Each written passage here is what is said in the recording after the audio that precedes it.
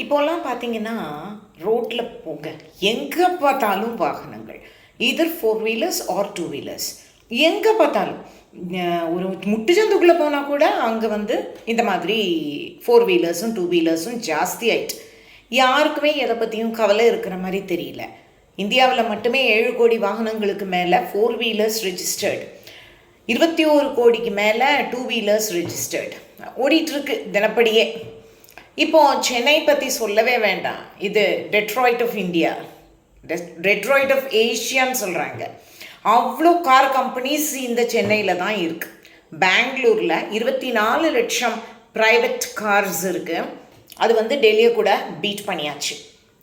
நாம் இது மூலமாக எப்படி இந்த பூமியை இம்பேக்ட் பண்ணுறோன்னு யோசிக்கிறீங்களா?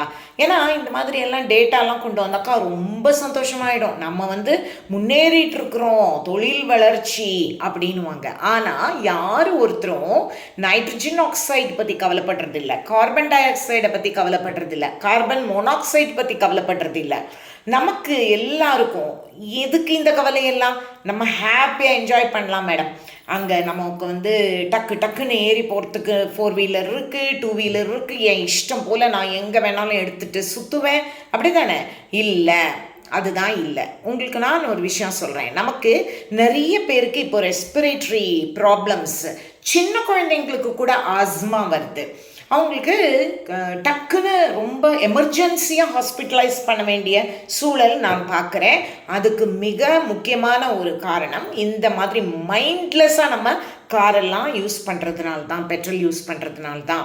சரி, இப்போது அது மாத்திரம் இல்லை, அந்த பெரியவங்களுக்கும் பெரிய பெரிய பாதிப்பெல்லாம் வருது. சுவாச முட்டலோடு நிற்கிறது இல்லைங்க, இளமையில் சாவு.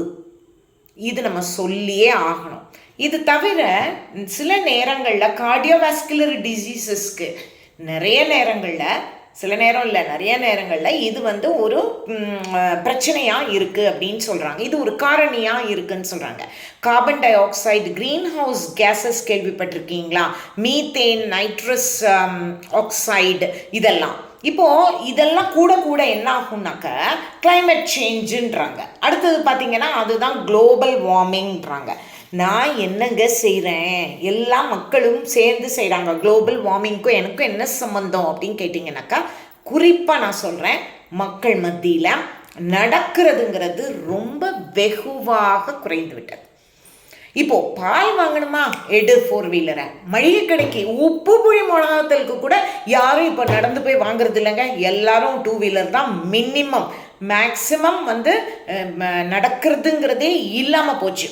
ஹெவியாக ஆட்டோமேஷன் யூசேஜ் நடக்கும்போது என்ன ஆகும்னு கேட்டிங்கன்னா, ஆக்சிடென்ட்ஸ் ப்ரோன் ஆகுறோம், பெரிய பெரிய அளவில் சாவு நடக்குது.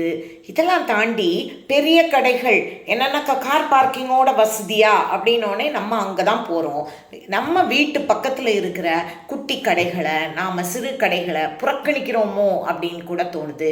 இதெல்லாம் தவிர அப்படி இந்த ஏர் வந்து ரொம்ப பொல்யூட்டடாக இருக்குது. இது தவிர நாய்ஸ் பொல்யூஷன் வேறு இருக்குது. இதெல்லாம் பற்றி நீங்கள் யோசிங்க. ஏன்னா நாம் தான் பொறுப்பு. இதெல்லாம் சஸ்டெயினபிளா, இப்படியே இந்த வாழ்க்கை கொண்டு செல்லுமா அப்படின்னு யோசிங்க.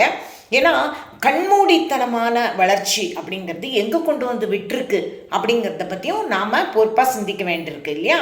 நன்றி.